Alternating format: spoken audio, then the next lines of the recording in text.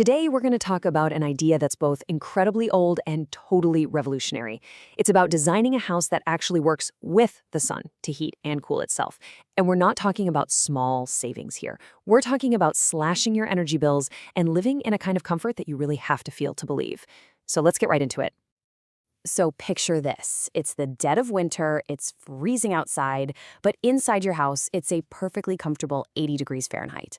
Now, what if I told you the thermostat was set to 72 and the heat wasn't even on? I know, it sounds completely impossible, right? But this isn't some kind of magic trick, it's just really, really smart design.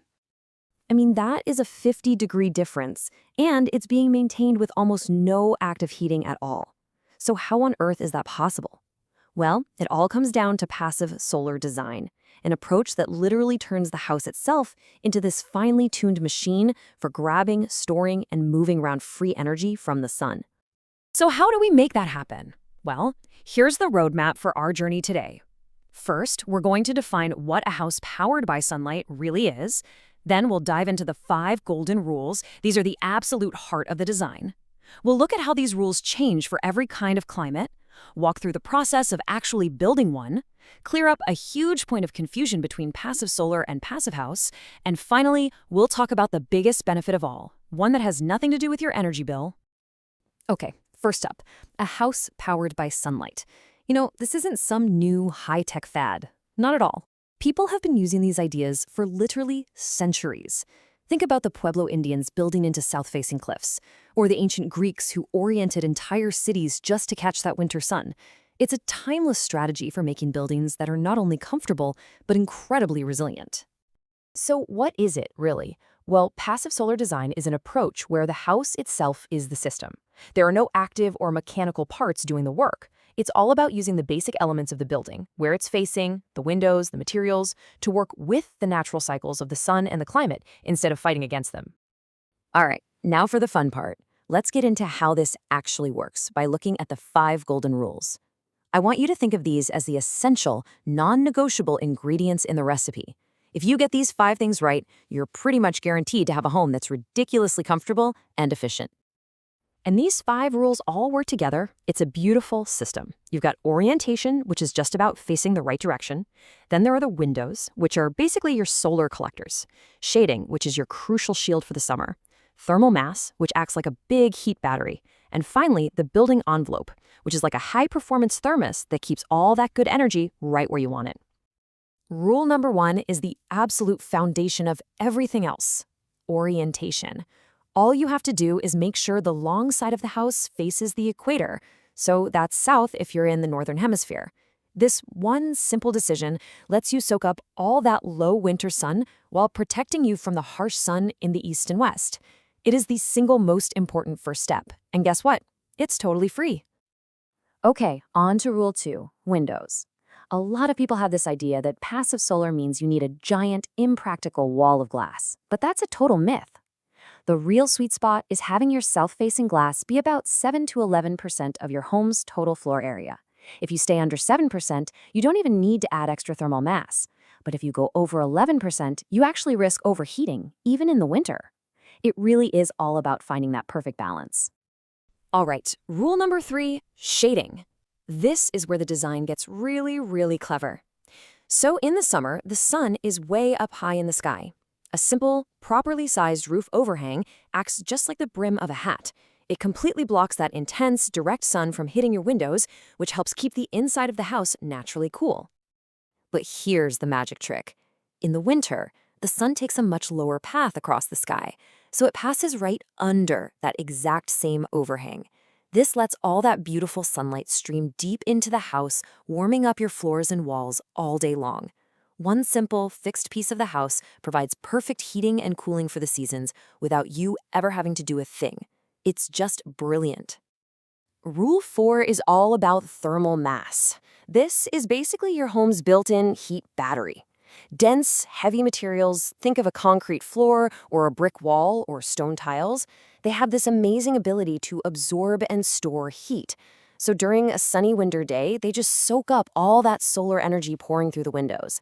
Then, when the sun goes down and things get chilly, they slowly release that heat back into the room, keeping the temperature nice and steady all night long. And finally, we have rule number 5, the building envelope.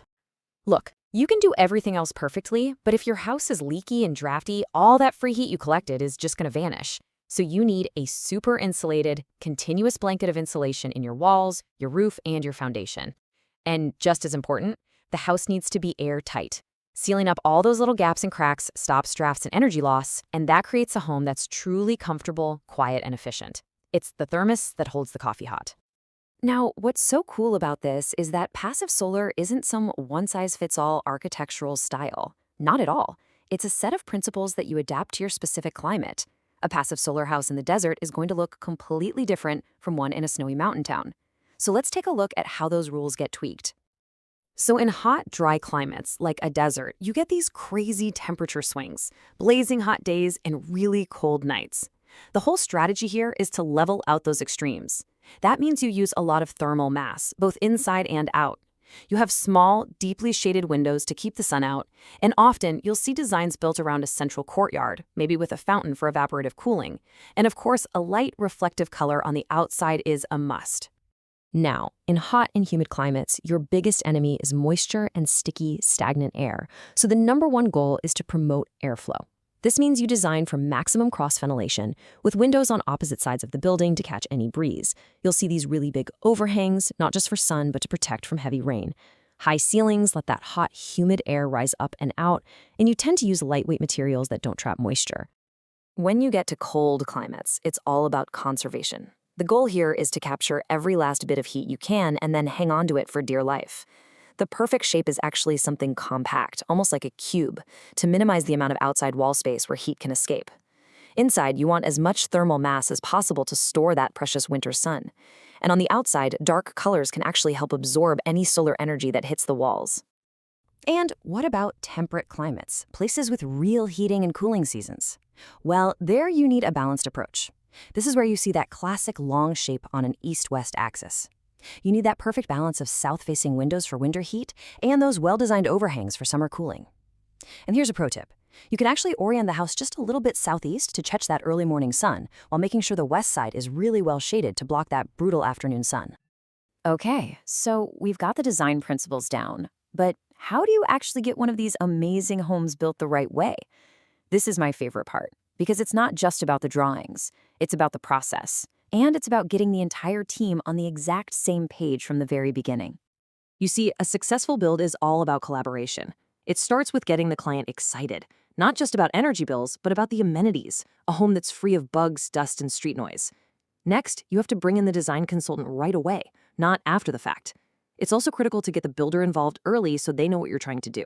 And finally, before anyone hammers a single nail, you hold a big kickoff meeting with the entire crew. Plumbers, electricians, everyone, so they all understand how critical it is to keep that airtight seal. So how do you actually check rule number 5, that airtight envelope? You use something called a blower door test. It's this really cool diagnostic tool where a big fan is fitted into a doorway to pressurize the house, which makes it super easy to find even the tiniest air leaks. But here's the secret. You should use it as a tool during construction, not just as a final exam at the end. If you test early and often, you can find and fix leaks before they get buried behind drywall, which saves a ton of time and money and guarantees the house performs exactly as it was designed to. Okay, let's take a minute to tackle one of the biggest points of confusion in this whole field. You hear the word passive, and you might think that passive solar and passive house are basically the same thing. And while they're definitely related, they are fundamentally different concepts, and it's really important to know the difference. So here's the breakdown. Passive solar, on the left, that's a design philosophy. It's a set of guiding principles about working with the sun. Passive house, or passive house, on the right, that's a super rigorous, measurable performance standard that comes with a formal certification.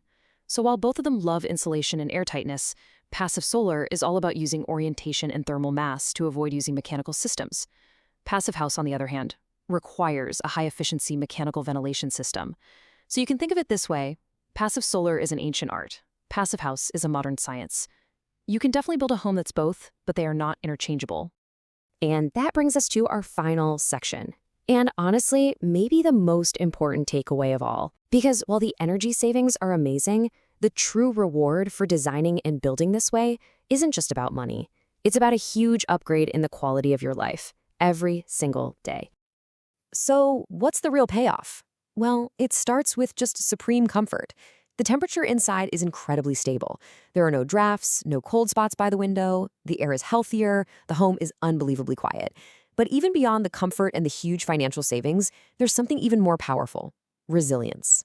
The experts call it passive survivability. And what that means is if the power goes out for days on end, your home can keep you at a safe, livable temperature all on its own, keeping your family safe when you need it most. So that really leaves us with one final thought. We're always told that a smart home is one that's packed with gadgets and apps. But in a world with more extreme weather and less certain energy grids, maybe the smartest home isn't the most complicated one. Maybe it's the simplest one, a home built on timeless principles, one that doesn't try to fight nature, but just elegantly works with it.